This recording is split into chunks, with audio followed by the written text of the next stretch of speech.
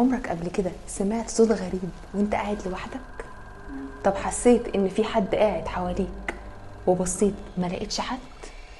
تعرف حد لبسه جن؟ طب في حد من اللي بيتفرج عليا لبسه جن قبل كده؟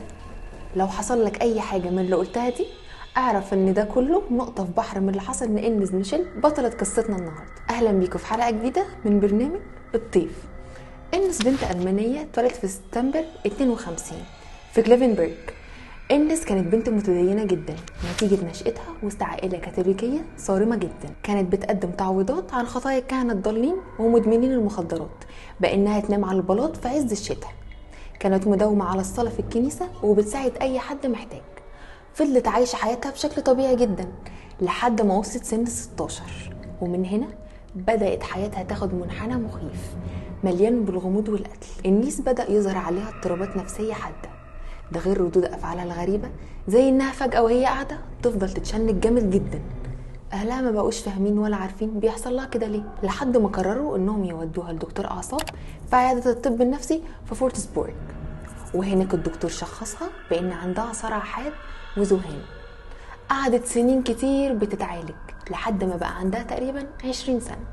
حالتها بتتدهور يوم عن يوم لحد ما إنس بدأت تشوف حاجات شكلها وحش قوي بتظهر لها وبتخوفها. كمان بقت بتسمع أصوات طول الوقت، أصوات شيطانية بتقول لها انت ملعونة. سنة 73 دخلت في اكتئاب وحاولت الانتحار كذا مرة، وحياتها بدأت تاخد منحدر رعب ومخيف أكتر من الأول. بدأت تقطع هدومها وتاكل فحم وتلحس بولها وتاكل كمان لحمة نية، لحد ما قرروا يودوها مستشفى للأمراض النفسية والعصبية عشان تفضل تحت الملاحظة. وبعد شوية اكتشفوا الدكاترة هناك بأنهم شخصوا حالتها غلط. لا ومش بس كده، ده بدأ اكتئابها يزيد وبتحب تقعد لوحدها على طول، وإنها ما بتتحسنش، وإن التدخل الطبي مالوش أي لازمة، وإنه أثبت فشله في حالتها بجدارة. وحالتها للأسف اتدهورت على الآخر. وبعد ما كانت إنيس متدينة وبتصلي بقى عندها مشاكل مع أي مكان أو أي حاجة مقدسة. لو شافت مثلا صليب تتحول، وساعتها افتكروا اللي حصل لها لما راحت إنيس مع ست مسنة عشان تحج على أمل اللي هي تتحسن هناك. إنيس رفضت تشرب مية مقدسة ورفضت كمان إنها تكمل مراسم الحج، وقررت اللي هي ترجع. وساعتها قرر أسقف في بلد جنبهم إنهم يعملوا عليها طقوس لطرد الجن لأنهم اتأكدوا اللي هي ملبوسة. وهنا لو في أي حد بيتفرج عليا بيخاف ياريت ما يكملش بقية الحلقة. Ich hab recht dazu, dass ich in dem Wald rein bin. Ich trag dir die Rotznase noch so lang, bis es leer wird. Die saublöde Weih. Hört geht's nicht, oder? Nee. النيس بقت عدوانية لأقصى درجة، ما بقتش طايقة تكلم حد ولا حد يكلمها، وممكن تجري تمسك في زمارة رقبة أي حد وتموته. والله بتموته فعلا. كل شوية يجربوا عليها نوع جديد من الأدوية يمكن يعمل مفعول وتتحسن، وكل دواء خاص بمرض مختلف، لحد ما استقروا على دواء هو دواء مضاد للصرع. فضلت تاخده بشكل متكرر مع جلسات طرد الجن، وبعدين قرروا انهم يركزوا على الطقوس الدينية، وفعلا بدأوا في تنفيذ الطقوس لمدة 10 شهور.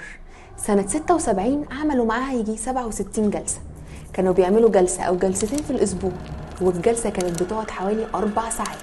بدأت إنيس ترفض الأدوية والأكل، وفي يوم فضلت تقول لهم إن نهايتها قربت خالص واللي هي هتموت. كل اللي حواليها فعلا كانوا شايفين إن هي فعلا بتموت، شكلها بقى صعب جدا، بس للأسف محدش كان في إيده حاجة يعملها لأنهم عملوا كل حاجة معاها، وكل اللي عملوه فشل وتسبب في سوء حالتها. وفعلا في 1 يوليو سنة 76 ماتت إنيس وهي نايمة، وتقرير التشريح قال اللي هي ماتت نتيجة سوء التغذية والجفاف بسبب انها قعدت حوالي سنة تقريبا ما بتاكلش غير قليل قوي.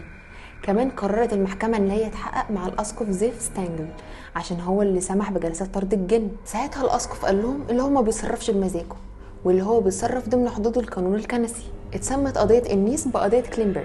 لا وكمان عملوها فيلم احداثه مختلفة شويتين عن الحقيقة وسموه The Exorcism of Emily Rose. ولحد دلوقتي قبر إنيس ميشيل موجود في كليفنبرج، وبيزوروا ناس كتير من الكاثوليك اللي بيعتبروا ان إنيس ميشيل مؤمنة متدينة عانت من معاناة شديدة ولازم يكرموها. نيجي بقى لكلام دكاترة الطب النفسي اللي قالوا اللي هي ممكن تكون كانت بتعاني من اضطراب الهوية التفارقي اللي هو اضطراب الشخصية المتعددة.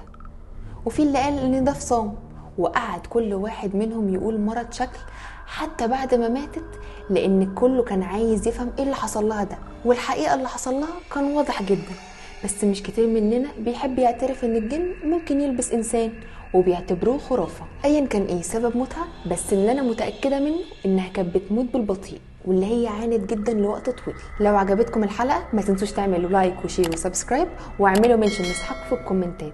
استنونا في حلقات جديدة من برنامج الطير.